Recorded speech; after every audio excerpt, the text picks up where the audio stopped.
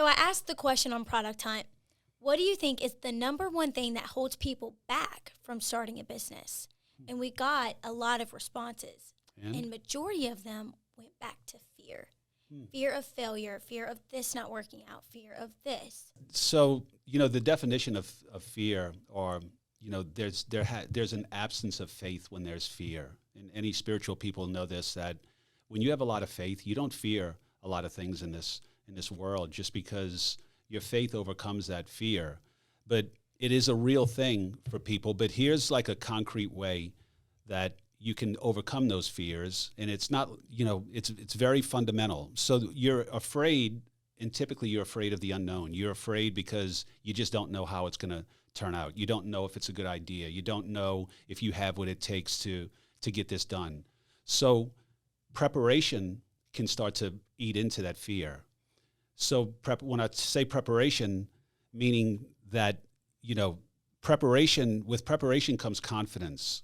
With confidence, there's typically an absence of fear. So start writing the things down that are important. Why are you doing this, first of all? Is there a real passion inside of you to want to go and start a venture like this? So why are you doing it? Are you solving a problem? So that's a second thing. Do you have an audience? So as you start to answer these questions, your fear is going to leave you, and your confidence you're going to gain confidence. You're going to understand what you're getting into, and you're going to start to have more faith in yourself that you can actually do this instead of fear that you can't. So just like everything else we talk about, the most important thing is to start moving towards the target. Sometimes that's with action. Sometimes that's with thinking. And so that's the, listen, the American dream is to wake up and own your own business.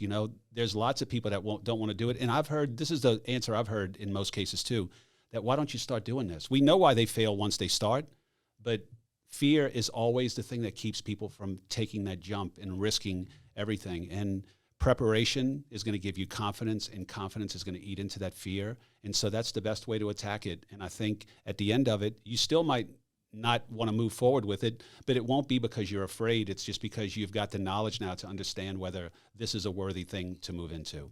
Yep. Yeah, I think also too that this applies to not just starting your own business, but almost anything that you're fearful for. Like if you're fearful about working out, or fearful about losing weight, or taking that journey, or being healthy, you come up with a plan and you start facing those fears. You take it one step at a time. If like when you were a kid and you were scared because the lights were out, what did you go do? You either called your parents to come into it, or you went and opened up the closet yourself and you faced that fear, but you take those steps. You got to think through it and say, really, what am I afraid of? Let's look at the analysis of what it is and build confidence in it, have faith, and you'll be able to overcome those fears. That's good.